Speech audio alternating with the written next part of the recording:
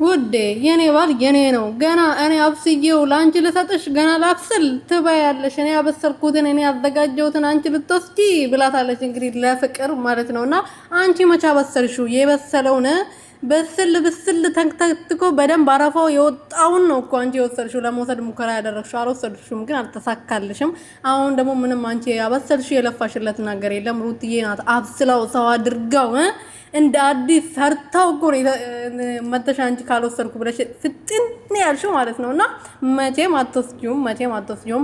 ፍቅር ደግሞ የመጣችው አብርሃምን ለመውሰድ ሳይሆን ወደ ባለቤቱ ልትመለስ ነው የመጣችው እንጂ ከአንቺ ቀምታ ወደ ባለቤቱ ወደ ፍቅሩ ወደ የልጁ እናት ልትመልሰው ነው የመጣችው። ገባሽ አይደለ?